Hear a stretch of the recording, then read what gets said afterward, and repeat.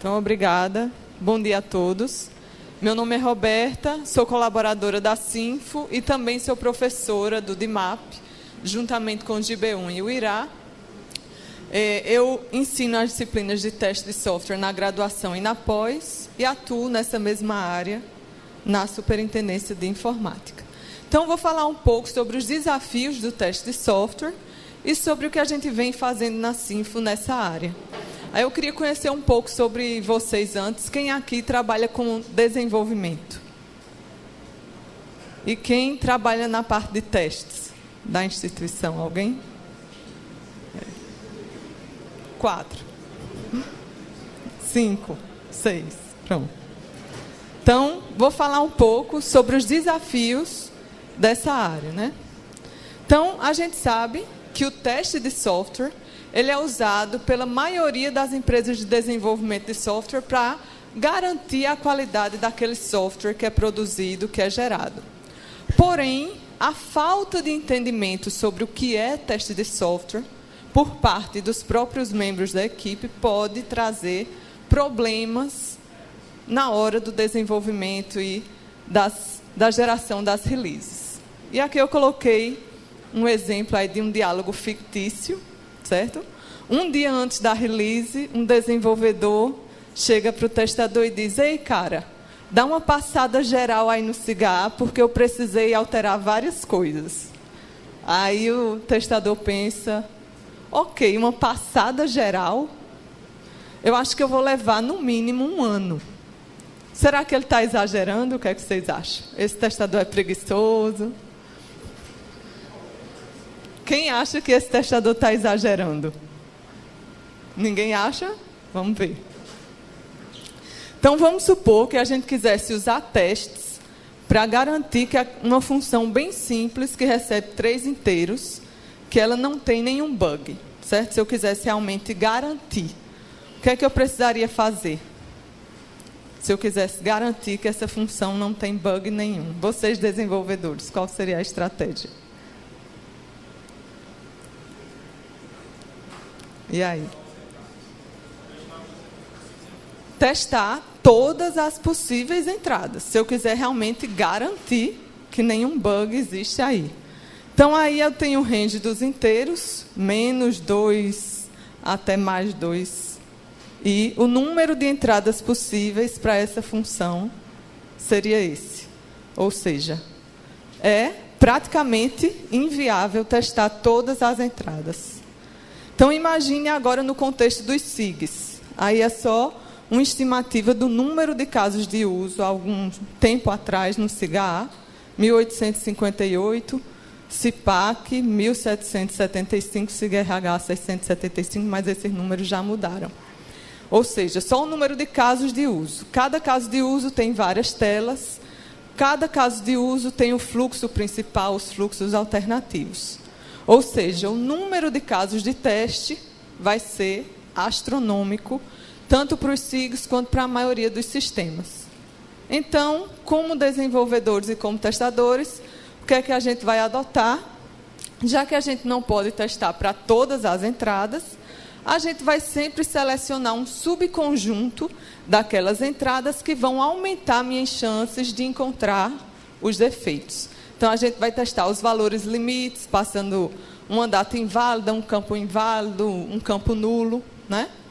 Ou seja, a gente vai procurar, na literatura de testes, guias que nos ajudem a criar bons testes. Na Sinfo, o que a gente adota é a estratégia de testes exploratórios, né? E, para guiar essa atividade de testes exploratórios, nós desenvolvemos um conjunto de guias que os testadores utilizam. A gente também tem treinamento sobre critérios de teste, para sempre estar discutindo e atualizando a equipe de testes, e a gente definiu um padrão para logar os erros que a gente encontra, para que no final de cada release a gente discuta quais são os tipos mais frequentes e vá melhorando a atividade de testes e dando feedback aí para os desenvolvedores. Então, o primeiro desafio é impossível testar tudo. A gente sempre vai selecionar um subconjunto utilizando os critérios de teste que já existem. Segundo desafio, teste de regressão.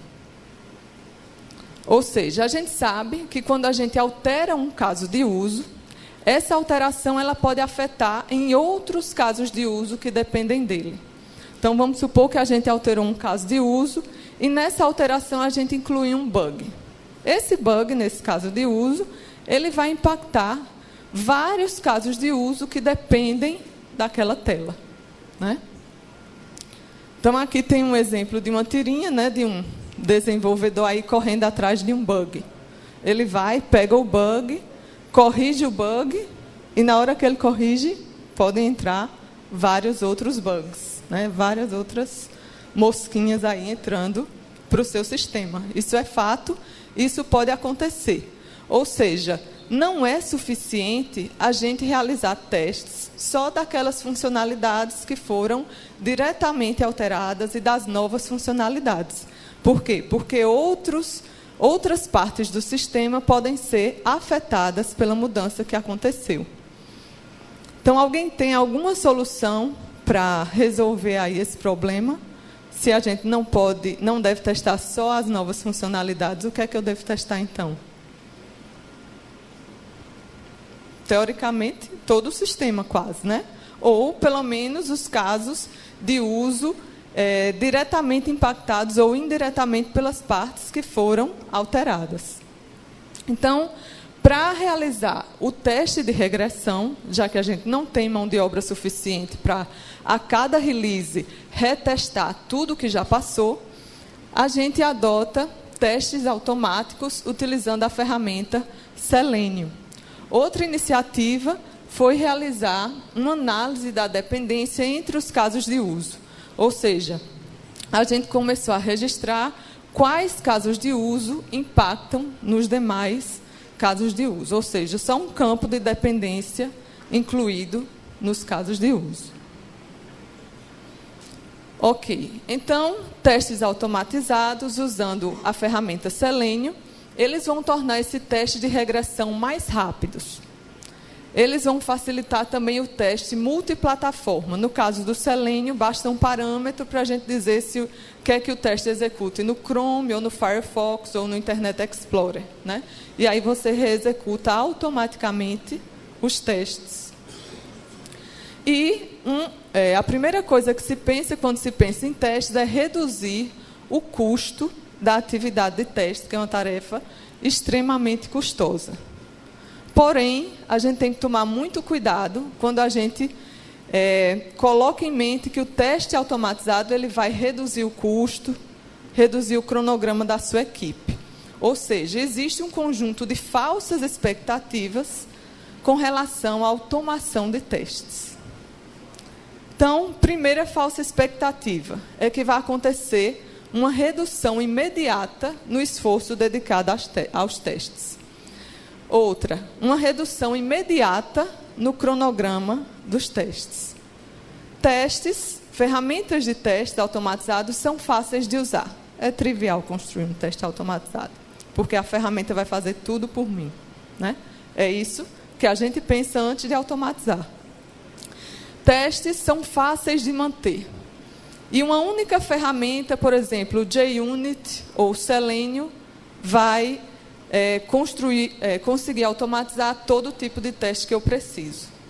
Então, essas são algumas falsas expectativas que surgem quando a gente inicia aí um processo de automação.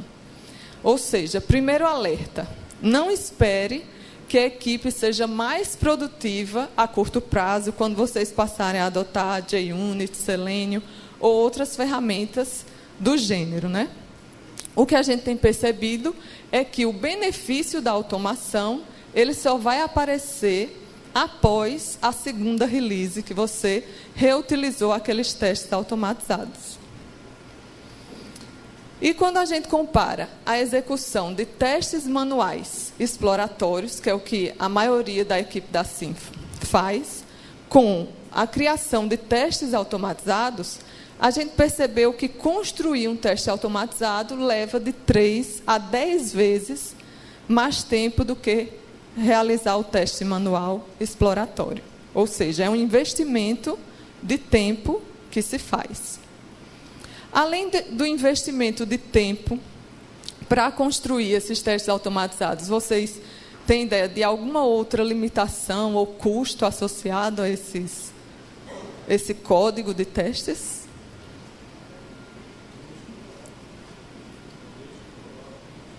Você vai precisar ter um ambiente controlado, o mais parecido possível com produção, ou seja, durante a execução dos testes automatizados não pode ter mudança naquele banco de dados, ou seja, o ambiente tem que estar controlado e dedicado para a execução dos testes. Outra coisa.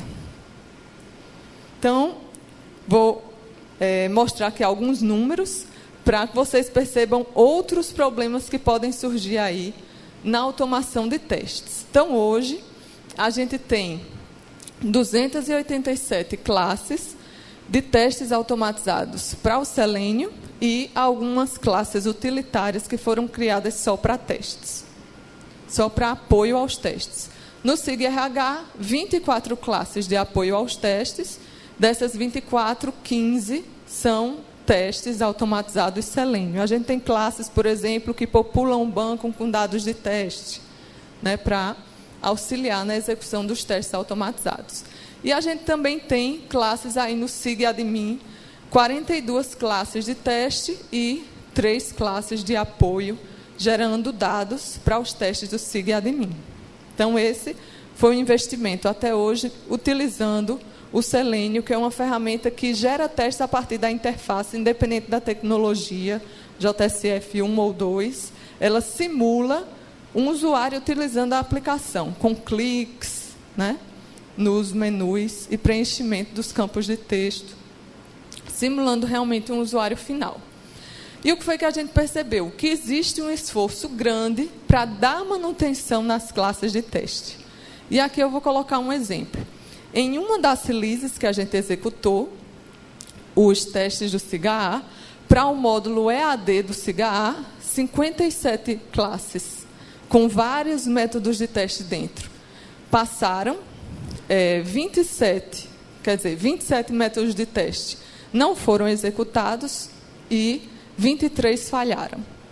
Já no outro módulo, 40 casos de testes passaram, 12 não executaram porque precisava de algum dado novo do banco e 15 falharam, né? E aí a gente foi analisar as causas, porque os testes não tinham sido executados ou tinham falhado. E o que é que a gente percebeu? Várias mudanças nos casos de uso, né? Então, as funcionalidades dos SIGs estão constantemente sendo alteradas, ou por demandas internas, ou por demandas da cooperação. A gente tem, por exemplo, alterações simples, como mudanças em links, ao invés de consultar histórico.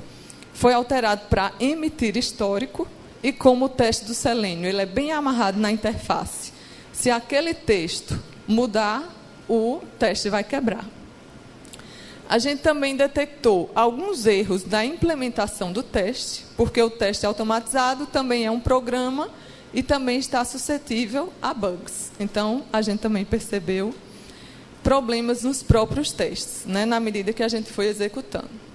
E a gente também detectou erros no sistema, ou seja, durante a evolução, durante a execução desses testes de regressão, a gente descobriu bugs reais, novos CIs, ou seja, realmente a utilidade do teste vindo à tona, que é detectar erros no sistema. E, como eu falei antes, falta de dados de teste. Então, alguns casos de testes novos, eles precisam de dados de teste e você precisa aí constantemente estar pensando em dados para testar as funcionalidades. Então, como a gente tem em mente que o teste ele também tem o código, então a gente adota um conjunto de práticas para evitar o código macarrônico sem modularidade, sem controle de versões e sem documentação. Por quê? Porque se o código de testes não for tratado com a mesma seriedade do código das aplicações, isso pode levar ao fracasso da automação. Só um exemplo, aqui a gente tem que o número de linhas de código do Windows NT4 é de 6 milhões de linhas de código. E o número de linhas de código de testes que foram gerados Para o Windows NT4 foi de 12 milhões.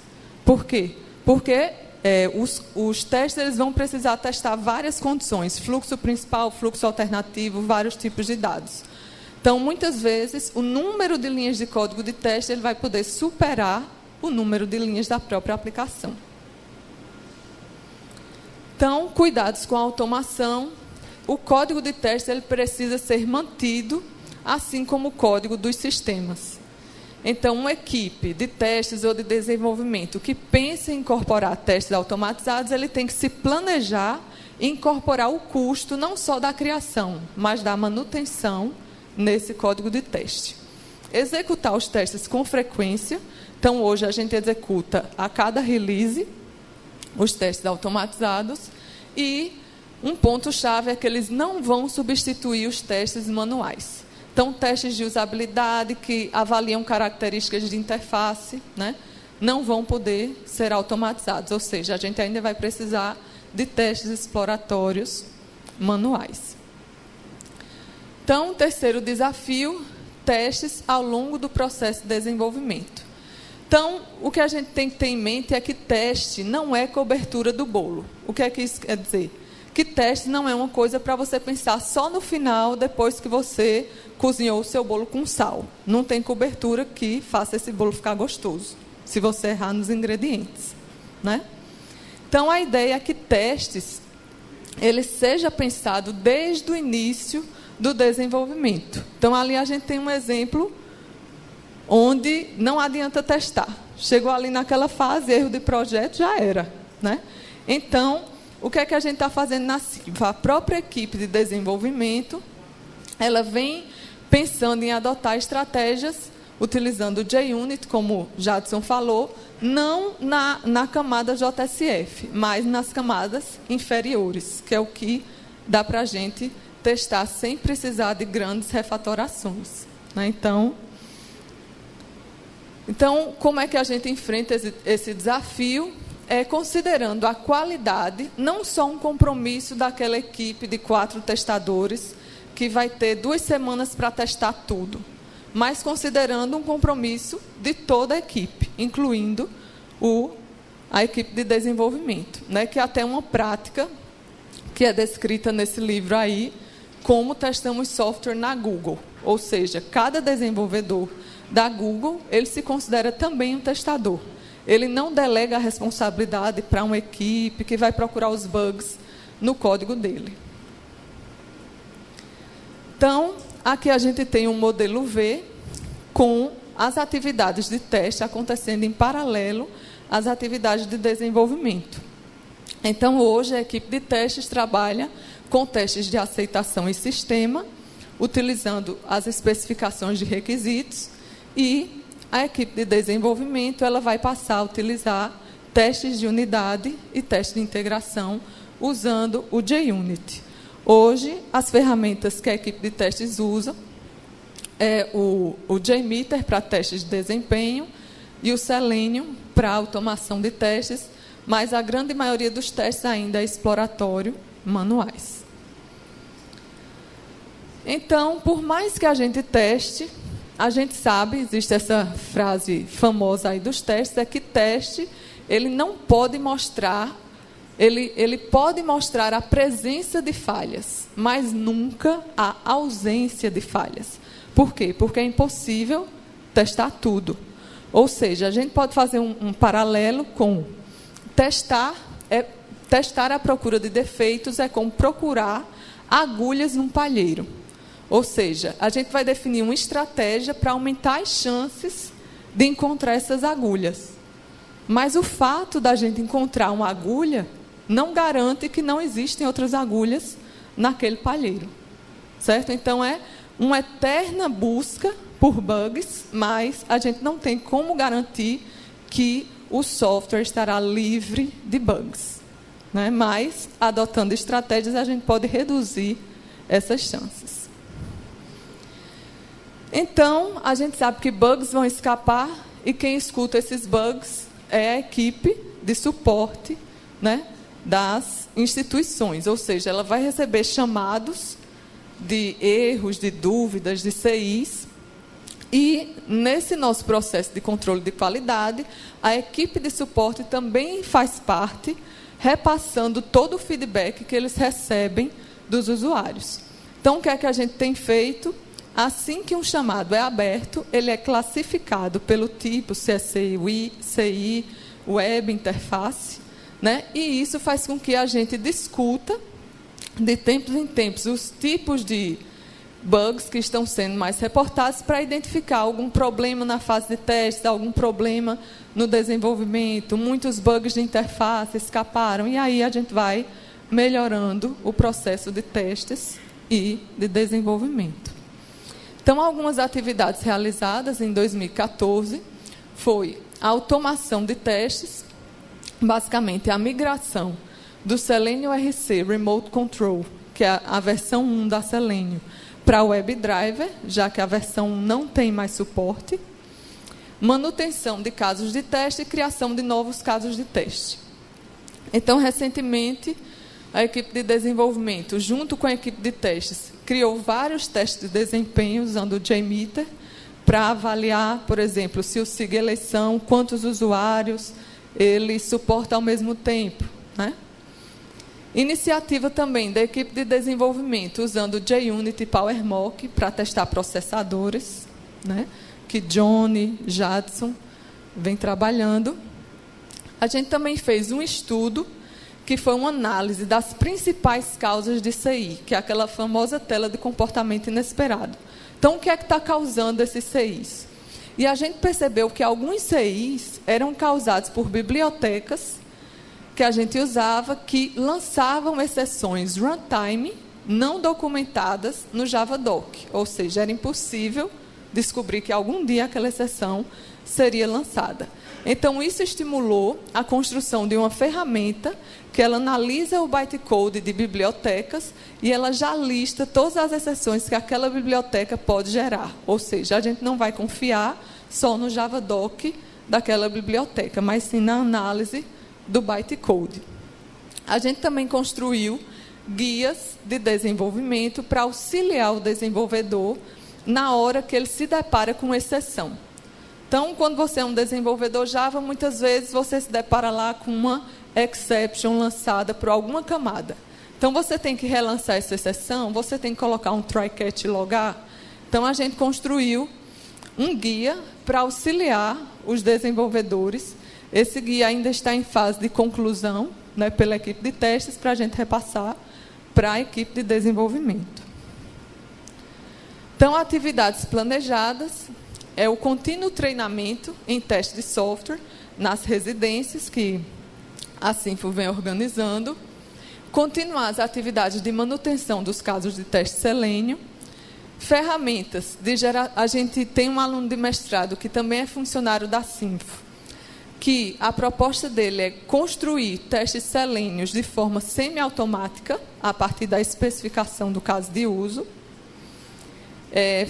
Tem outra aluna de mestrado que o objetivo é criar uma ferramenta para auxiliar um desenvolvedor Java na hora de tratar as exceções que escapam de bibliotecas ou de outras camadas do sistema. A gente também tem um estudo que é avaliar como os defeitos do tipo CI, ou seja, exceções que escaparam, são corrigidos. Será que é só colocado um try-catch, ou será que esse try-catch é bem pensado? E, por fim, a gente também tem o interesse de compartilhar com equipes de teste, de desenvolvimento, desafios, dificuldades e soluções nessa área de testes.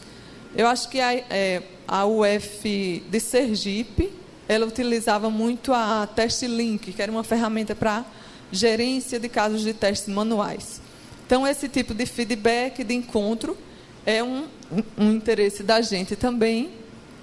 Aqui a gente tem a equipe de testes da Sinfo, com algumas contratações por vir, né, que é João, Pablo, Dalton, que é o coordenador, Heinson, Márcia e Leandro. E aqui a gente tem um contato de Dalton, que é o coordenador da equipe, e o meu contato para quem tiver interesse em discutir sobre temas de teste e dificuldades na área de testes. Então, muito obrigada, pessoal. Podem fazer perguntas, tirar dúvidas.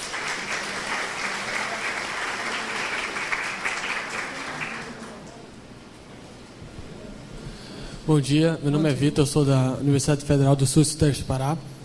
A gente sabe que o selênio, para você subir um teste selênio, ele é um teste muito demorado, né, em relação ao JUnit, por exemplo. Eu tenho a curiosidade de saber quanto é o tempo de média de teste de vocês. Quanto tempo dura esse teste de selênio de vocês? Rodando toda a bateria, por exemplo. Toda a bateria hoje, eu não tenho ideia, mas ontem a gente testou aqueles 3 módulos, durou a tarde toda. Então, é um teste custoso. Então, estimando, pode ser que seja... É melhor falar com precisão, mas esses 3 que eu mostrei duraram uma tarde, assim, umas 4 horas. Então, é bem custoso, porque também ele depende de muitos dados do banco e várias telas. Realmente, é um teste demorado. Bom dia. Bom dia. Eu tenho só uma pergunta para você. Eu sou da área de infra, tá? A minha questão é a seguinte: a gente está encaminhando para um sistema de log centralizado, tá? Porque o governo pede que a gente armazene a maior quantidade de informações, né, de acesso. A minha pergunta é a seguinte: se todas as exceções que são jogadas pelo sistema, se é possível logá-las, ou elas são todas armazenadas de outra forma? Todas as exceções que terminam em CI, que é aquele comportamento inesperado que a gente considera um erro, elas são logadas hoje na tabela infra.erro dos SIGs. Já existe essa tabela, você pode fazer a consulta na infra.erro. Agora, se a exceção foi lançada, foi tratada e o sistema continuou a executar sem mostrar nenhuma mensagem, aí a gente não tem esse log. Mas tem um aluno de mestrado que o trabalho de mestrado dele é logar todas as exceções, inclusive as que são capturadas. É um JAR que utiliza programação orientada em aspectos que você pode colocar em qualquer sistema. Aí, se você tiver interesse, você pode mandar um e-mail para mim para fazer um teste, se você quiser, por exemplo, logar todas as exceções, inclusive as que foram capturadas. Tem como a gente fazer, não dentro do SIG, mas a gente tem um JAR que coloca lá e armazena em outra tabela esse fluxo de exceções. Ok, obrigado. Não. Bom dia, eu sou o Gazola da CGU em Brasília. A pergunta é mais o interesse que a gente tem também de ter o FRN como referência até para o nosso próprio desenvolvimento, saber práticas interessantes que vocês têm, não simplesmente olhar só para os SIGs. E uma coisa que pode ser possível de utilizarmos com facilidade seria ter acesso a testes, e isso é melhor ainda se o desenvolvimento orientado a testes estiver sendo utilizado, TDD. Então, eu queria saber se é praticado TDD no SIGs, porque é fácil da gente ter acesso, então, a como os testes foram concebidos e rodar isso também, né, nas próprias instituições da rede. Nosso objetivo é ter esses testes automatizados. A gente ainda tem alguns testes, mas a gente não deu continuidade a esse teste automatizado no nível mais baixo, de JUnit. Então, o objetivo é que, a partir do semestre que vem, né, a gente vai utilizar uma equipe piloto, que é o SIG-RH, e o SIG-RH vai adotar testes JUnit, seguindo todo um processo que a gente vai desenvolver. Então, hoje, o único teste automatizado realmente funcional e executando é o Selenium. O JUnit, houveram várias iniciativas, mas assim, nunca chegaram a alterar o processo de desenvolvimento em si. Foi mais 2 desenvolvedores que tinham interesse, iam lá e mostraram que era possível. É possível construir um teste que não use o Selenium, né, e consiga. Então, vale a pena a gente ficar em contato, e assim que a gente começar esse estudo piloto, a gente pode compartilhar o processo com vocês, porque aí vocês podem desenvolver um piloto ao mesmo tempo também. Obrigado. Então, gente, o tempo está esgotado. Agradeço a atenção de todos. Quem tiver interesse, só mandar e-mail para mim ou para Dalton, para dar continuidade aí à colaboração nessa área de testes. Obrigada.